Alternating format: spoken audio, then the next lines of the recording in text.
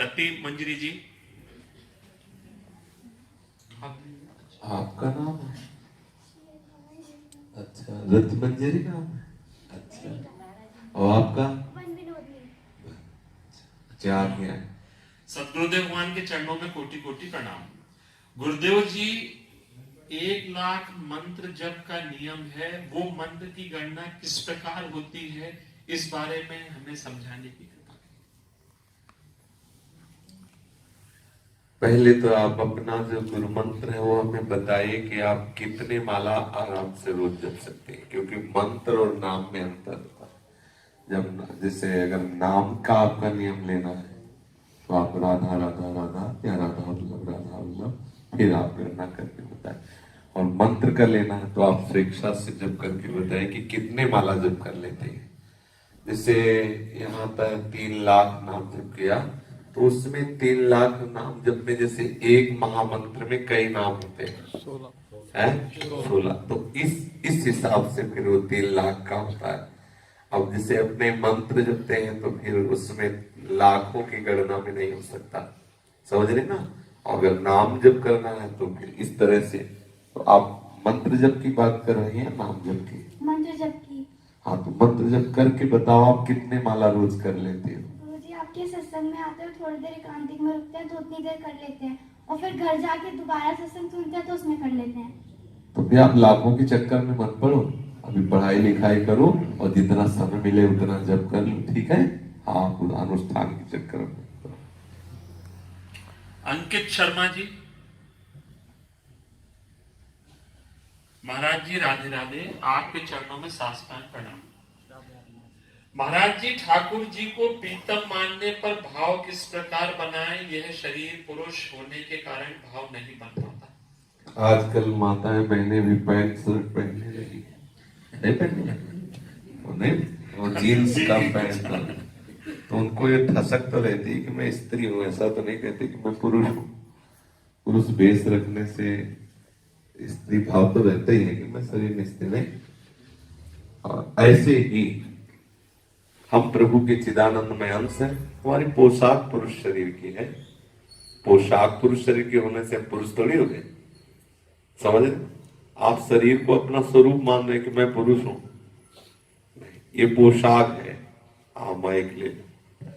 महाराज जी राधे राधे। महाराज जी, ये कह रहे जैसे हम ध्यान में बैठते हैं तो उस समय मतलब भाव किस प्रकार बनाए? जैसे पहले नाम में बैठो, नाम जप करो, नाम चिंतन करो, अनर्थ की निवृत्ति हो, तब तो भाव आवे। जब भाव है नहीं तो भाव में क्या बैठे? अभी तो देह भाव में है, अभी तो विषय भाव में है।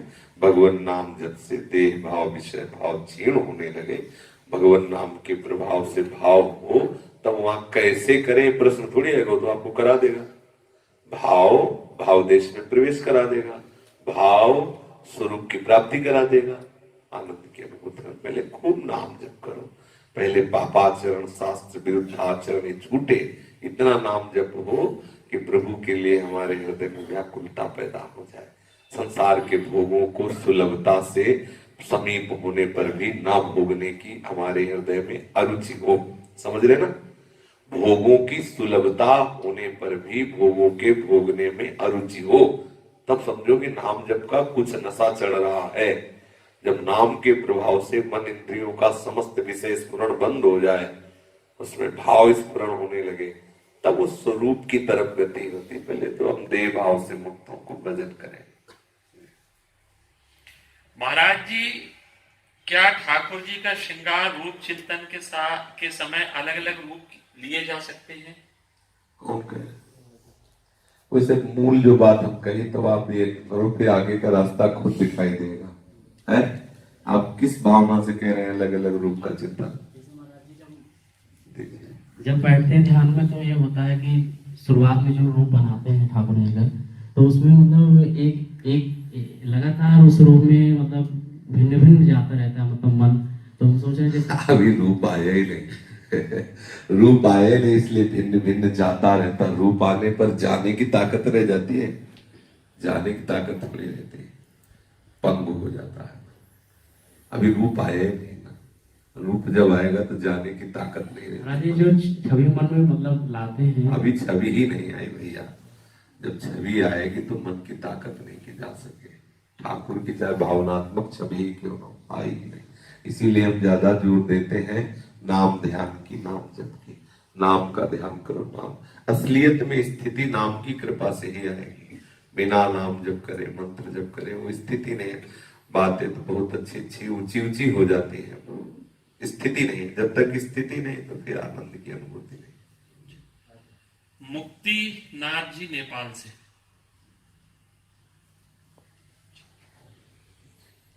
महाराज जी राधे राधे। भगवान को कैसे प्राप्त करें, कौन सी ऐसी क्रिया है जिससे उनकी कृपा मिले? उसे क्रिया शब्द से भगवत प्राप्ति तो असंभव है।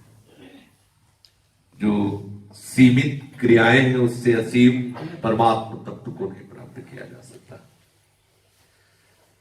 पहले सत क्रिया से असत क्रिया का त्याग किया जाए, फिर सत क्रिया के द्वारा प्राप्त हुई पवित्र अंतःकरण की वृद्धि से सत क्रिया के कर्तृत्वाभिमान का त्याग कर दिया जाए, फिर अंतःकरण में ही अपने स्वरूप का जो प्रतिबिंब भासने लगता है, फिर उस स्वरूप भाव से देह भाव का त्याग होने पर भगवत प्राप्ति की योग्यता से युक्त हो जाता है। समझ पा रहे? सत क्रिया जिस शास्त्र सम्मत क्रियाओं से असत क्रिया का त्याग कर दे, फिर शास्त्र सम्मत क्रियाओं के करने से अंतःकरण पवित्र होता है, निर्मल होता है। निर्मल जल में जैसे नीचे की वस्तु दिखाई देती है, ऐसे ही निर्मल अंतःकरण में आत्म स्वरूप का प्रतिबिंब भासने लगता है। वो उसी के सहारे से अपने स्वरूप में स्थित हो जाता है, जिसे जीवन मुक्त अवस्था कहते हैं, मोक्ष कहते हैं। या उसी के सहारे से वो अनुभव करने लगता है कि मेरा अंश जो अंशी है, जब अंश इतना आनंदमय है तो मेरा अंशी तो आनंद समुद्र है, वो प्रिया प्रीतम के रूप के चिंतन में डूबने लगता है, शरीर भाव से रहित होने लगता है। पर किसी क्रिया से भगवत प्राप्ति होती है ऐसा असंभव है।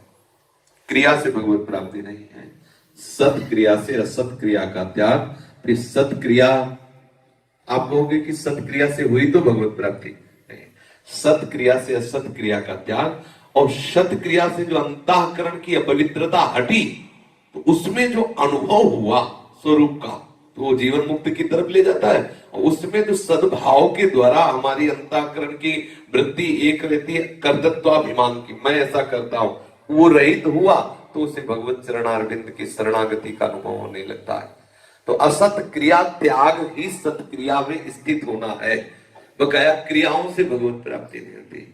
यदि अभी हम ऐसा मान लें कि मैं प्रभु का हूं, तो जो वर्षों साधना करने पर, तीर्थ यात्रा करने पर पवित्रता है वो इसी क्षण आ जाएगी। इसी बल पर गोस्वामी जी कहते हैं, बिगड़ी जन्म अनेक की अब ही सुधरयान, ओई राम को नाम जब तुलसी तज कुसुमान।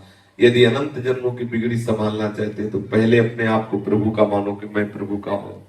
अभी सन्मुख हो जीव मुझे वही, जन्म कोटि अग्नाश होता वही। प्रभु की शरणागति ही प्रभु की प्राप्ति का उपाय है। वो किसी क्रिया से नहीं, वो स्वयं से होती है, स्वयं से आत्मसमर्पण होता है, स्वयं से प्रभु के। पर क्रिया से भगवत प्राप्ति नहीं होती, ऐसा निश्चित समझ लीजिए, क्योंकि क्रिया जितनी भी है वो सीमित है, सीमित से असीम को खरीदा नहीं जा सकता। समझ रहे? डॉक्टर महावीर सिंह जी। परम पूज्य गुरु जी, चरण स्पर्श आपसे एक आग्रह कर रहा हूं कि आगामी प्रयाग कुंभ मेला में जाना क्या हम लोगों के लिए लाभप्रद है या नहीं? इसमें आपकी श्रद्धा काम करेगी। आपका भाव यदि है कि हम प्रयाग में जाएं। एक बार एक संत ने प्रश्न किया था तो हमने यही कहा था कि वो तो कुंभ है, ये प्रेम समुद्र है वृंदावन। कुंभ में तो कुंभ माने घड़ा होता है, अगर अमृत बरसेगा भी तो घड़े से बरसेगा। बोले कुंभ में अमृत की वर्षा हुई, माना तो घड़े से ही तो बरसेगा। और यहाँ घड़ा नहीं, बहुत प्रेम श्री वृंदावन धाम को कहा गया, अवनिज धर्म आपनो कह तहा नित्य वृंदावन रह, बहुत प्रेम सागर जहां। प्रेम समुद्र वृंदावन। स्वयं तीर्थराज प्रयाग आकर के यहाँ की रज में लौटते हैं और इतनी सामर्थ्य प्राप्त करते हैं, ये गर्ग संहिता में वर्णन है। इतनी सामर्थ्य प्राप्त करते हैं कि समस्त तीर्थों के पाप का नाश करते हैं। प्रयागराज तीर्थ यहीं से सामर्थ्य प्राप्त करते हैं, वृंदावन से। ये गर्ग संहिता में गर्गाचार्य जी वर्णन करते हैं, ये ब्रज है, ये वृंदावन है, यहाँ की समानता में कोटि प्रयाग, कोटि तीर्थ, कोटि, ये सब समानता नहीं कर सकते। हाँ, वो आनंद लेना है तो कहीं भी जा सकते हो। एक बार हमने बताया अपने परिकर से कि गंगा किनारे के जो गांव होते हैं ना, वो सोच करके सोचने गंगा जी में जाते हो, नहाते हैंड पैर में। पक हम भ्रमण किए तो देखा है, तमाकू बनाई, खाया, रेत में सोच हुए, गंगा में धोया, हैंड पैर में नहाया, ये देखा है। और 20 कोस दूर से गंगा गंगा गंगा, साष्टांग दंडवत और गोता, समझ लेना। तो अब क्या, तो ब्रजवासी हो, वृंदावन धाम ब्रजवासी, उसके लिए तो उसका गांव है, प्रयाग तीर्थ है उसके लिए, समझ लेना। लेकिन वास्तविक बात यह है कि वृंदावन और ब्रज सीमा के अंतर्गत जो है करोड़ों तीर्थ भी मिलकर के समानता नहीं कर सकते। एक बूंद मानसी गंगा के जल के बराबर करोड़ों गंगा नहीं है, यह समझ। ये ब्रज की मैं, क्योंकि यहाँ साक्षात प्रिया प्रीतम का नित्य विहार हुआ है। साक्षात गंगा जी कहां से प्रकट हुई? जैसे कोई कहे कि ऐसा क्यों बोलते हो, गंगा जी कहां से प्रकट हुई? भगवान वामन के चरणारविंद से। और ये ब्रज क्या है? जो भगवान श्री कृष्ण के हृदय में विराजमान चरण है, उनसे चिन्हित है प्रिया चरण, समझ रहे? श्यामाजू के चरणन की बलिहारी, जे है बसत किशोर लाल के प्राणन मध्य सदारी, रसिकाचार्यों की वाणी में श्री लाल जो अपने हृदय में लाडली जी के गोरे चरणारविंद को छुपाए डोलते हैं, वो ये महालीलामयी भूमि है। ये महाप्रेम रस की बातें हैं। ब्रजधाम, वृंदावन धाम, इस रज, इस महामहिमा में 84 कोस भूमि की समानता त्रिभुवन में कोई तीर्थ, कोई कुंभ, कोई प्रयाग कदापि नहीं कर सकते। अगर जो इस निष्ठा वाले हैं कि प्राण चाहे चले जाएं और हम धाम नहीं त्यागेंगे, उनके लिए किसी भी कुंभ आदि की आवश्यकता नहीं है। और जो ब्रजवासी जन है उनके लिए तो उनका घर है और तीर्थ है। हरिद्वार ऋषि के बोले, कहा? बोले तीर्थ याटन करके आ रहे हैं, और ये बोले तो हमारा घर है, गांव है। तो आप मतलब समझ लीजिए इसको ऐसा। रूप किशोर शरण जी, श्री हरिवंश, राधे राधे। प्रिय महाराज जी, आपके चरणों में दंडवत प्रणाम। आज ना चाहते हुए भी जाना पड़ रहा है, जल्दी से, हमेशा के लिए जल्दी से वापस आने का आशीर्वाद दें। तब तक के लिए नियमित व सतत भजन के लिए भी अपनी कृपा दृष्टि बनाए। दासी अर्चना। अच्छा महाराज जी, मैं सभा में कहना चाह रहा हूँ, महाराज जी मेरे में बल नहीं है, बड़ी सारी चीजें हैं जो मुझे रोक लेती है बार बार आने के लिए। मैं कितनी बारी आपके चरणों में प्रार्थना करी है, और महाराज जी मेरे में जो चीजें रोकती है ना, अड़चने, वो हटा दीजिए महाराज जी। कि आप मेरे में तो कोई बल नहीं है, नहीं जाएगा ऐसे, आपके कहने पे जरूर चली जाएगी महाराज जी। कि मैं वापस वृंदावन में आऊँ, मैं यहाँ नौकरी की ढूंढ रहा हूँ यहाँ पे, बस मेरे को यहाँ पे वृंदावन में ले आएगी महाराज जी। श्री वंश महाराज जी। अर्चना जी, जय जय श्री हरिवंश, गुरुदेव के चरणों में दंडवत प्रणाम। बाबा आपके लिए राधा वल्लभ जी की खिचड़ी प्रसादी लाई, कृपया स्वीकार करें और दासी वापस आने के लिए जाने की आज्ञा चाहें। बाबा लेके दे ले, वो उसी को दे, उसको सुख दे, उसी को ले, वो अपने हाथ से दे दे तो उसको अच्छा है। बेचारी मेरे जैसे हाथ में डली आई ना, मेरे बाबा को देना चाहिए। तो आप कब जा रहे हैं? अच्छा, तो सुबह बताएं, इसमें हम सब संत जन ले लेंगे और ये आप घर ले जाओ। मुझे ना हिताशा वाले बाबा ने भी दे लिया, कहीं दे लिया। आप मुझे थोड़ा सा किनका दे दीजिए अपने हाथ से। बाबा अच्छा, तो आप भी सब संतों को देना, राधा वल्लभ जी की खिचड़ी सब संतों। मुझे हाँ, बड़ी कृपा। रुचिका जी दिल्ली से।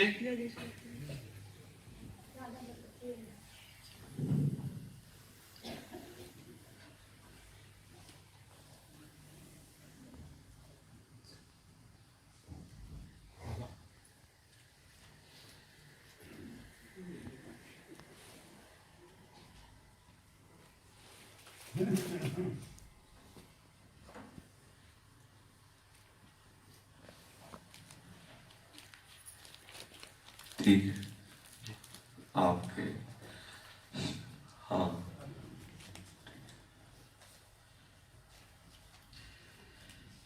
ऋचा जी दिल्ली से। महाराज जी के चरणों में प्रणाम, राधे राधे। महाराज जी, नाम जपते समय मेरा मन बहुत भटकता है, मैं क्या करूं? आप मत भटको, उसको भटकने दीजिए, कोई परेशानी है। मन आप समझ रही हैं कि आपका साथ नहीं दे रहा है, तो ऐसे भटकने वाले मन का आप साथ न दीजिए, वो आपके अधीन हो जाएगा। वो बिना आपकी ऊर्जा शक्ति के मन कुछ नहीं कर सकता, वो आपसे ही दस्तखत करा के कुछ कर सकता है। पहली बात समझ लीजिए। मन इतना चतुर सेवक है कि उसने स्वामी को अपने अधीन कर लिया है, और हर बात वो दस्तखत करा के ही करता है, राजी करवा के ही करेगा, जब तक आपको राजी नहीं करा लेगा। और वो इतना चतुर है कि राजी कराने में मिनट नहीं लगता, मिनट के कम हिस्से में दस्तखत करा लेगा और फिर वो गिरा देगा। आपकी साधना यही कि आप उसके राजी होने के पहले निर्णय कीजिए, शास्त्र और संतों की वाणी के अनुसार कि गलत या सही।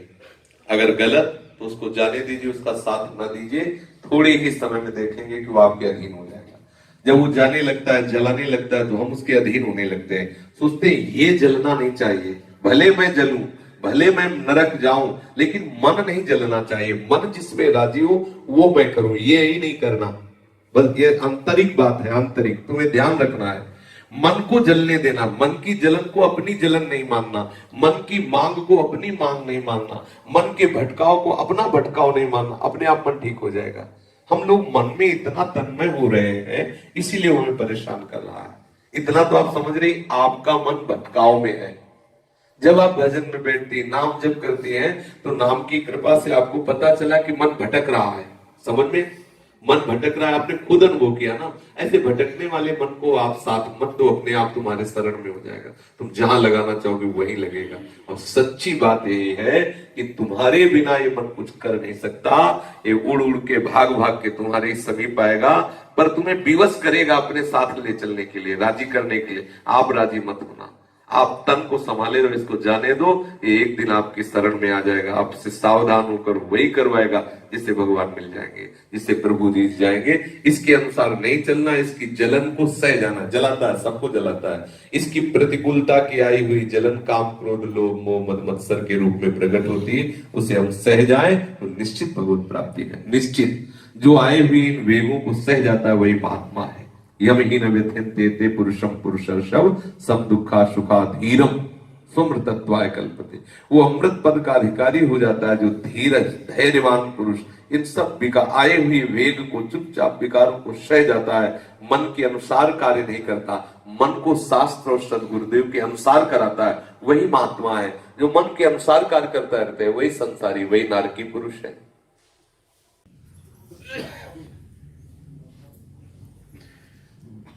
भरत और हरिवंशी सखी सहारनपुर से। अच्छा, महाराज जी आपके चरणों में प्रणाम। ये प्रार्थना हमने अपने पिताजी से लिखवाई है। महाराज जी, हमारी आपसे प्रार्थना है कि मेरा कल जन्मदिन है, इस दिन आपसे नाम दीक्षा लेना चाहता हूँ, और मेरी बहन भी। कल परसों, ठीक है? आप परसों, ठीक है ना? हम बात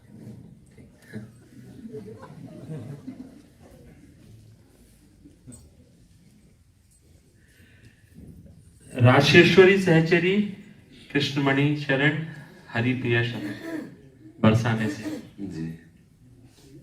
अच्छा, गुरुदेव के चरणों में कोटि कोटि दंडवत। गुरुदेव, क्या हम किसी को राधा वल्लभ श्री हरिवंश नाम जपने को कह सकते हैं? हाँ, बिल्कुल कह सकते हैं, क्योंकि हमारे आचार्य चरण जिनके हम शरण में, वो कहते हैं सब सोहित निष्काम मति श्री वृंदावन विश्राम, श्री राधा वल्लभ लाल को हृदय ध्यान मुख नाम। हरिवंश चंद्र जो और श्री सेवक जी महाराज कहते हैं हरिवंश नाम बिसरे न छिन, श्री हरिवंश सहाय बल। तो अपने आचार्य गुरुजनों की बात कह रहे हैं, वो मेरी बात नहीं है कि आप राधा वल्लभ श्री हरिवंश जपे, वो अपने आचार्य की, अपने गुरुजनों की बात है, इसलिए कह सकते हैं। खूब स्वयं कीर्तन करें और दूसरों को भी इस नाम कीर्तन में लगाएं। मुक्तिनाथ जी नेपाल से। आप किसका? अच्छा, मुक्तिनाथ। मुक्तिनाथ सुनते ही ऐसा लगता है कोई महायोगी का नाम है। मुक्तिनाथ जी ने जैसे तो एकदम। हाँ, तो उधर दृष्टि ने जाके इधर जाती कि कोई योगी महात्मा एकदम। जी महाराज जी, कैसे हम सच्चे गुरु को पहचान सकते हैं? क्योंकि आजकल के वातावरण में बहुत से पाखंडी लोग असली साधु बनने का पाखंड। भगवान का आश्रय ले, क्योंकि भगवान सर्वज्ञ है। भगवान सर्वांतर्यामी होते हुए सर्वत्र है, सर्वत्र होते हुए सर्वशक्तिमान है। तीन बातें हमें ध्यान रखनी। हमारे भगवान सर्वज्ञ है, हमारे भगवान सर्वत्र है, हमारे भगवान सर्वशक्तिमान है। मैं उन भगवान की शरण में हूं। और हे भगवान, यदि आपके द्वारा ऐसा निर्धारित सिद्धांत है कि बिना सदगुरु के आपकी प्राप्ति नहीं होती, तो हे भगवान, आप मुझे सदगुरु रूप से प्राप्त हो, ऐसी प्रार्थना करें।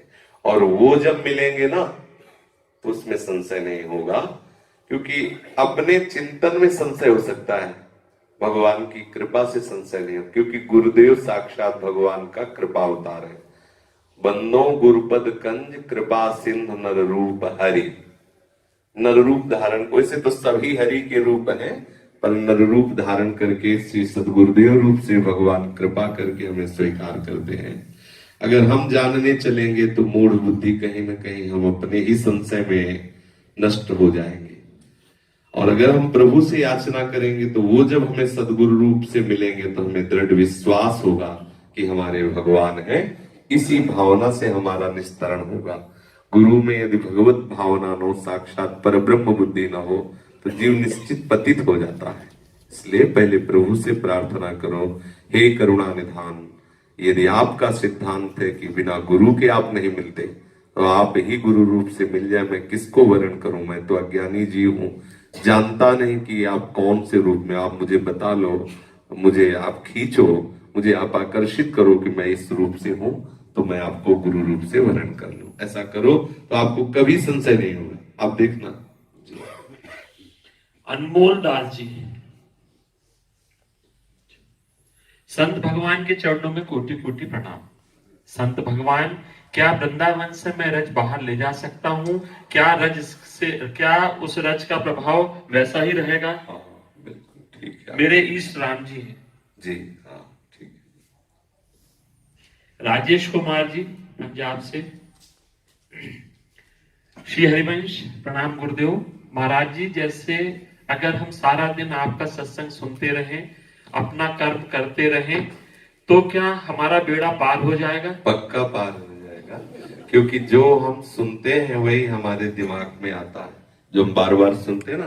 पर एक बात करना कि जो भी करते वो प्रभु को अर्पित कर देना, हाथ जोड़ के अंदर से कि हे प्रभु, या तो पूरा थोक में अर्पित कर देना या फुटकर में अर्पित कर देना कि हे प्रभु, जो मेरे द्वारा शुभ अशुभ जो भी हो रहा, नाथ मैं अज्ञानी जीव हूं, ये सब कर्म आपकी प्रसन्नता के लिए आपको समर्पित करता हूं। तो आप सत्संग सुनते रहिए, तो यही बन जाएगा भागवत धर्म।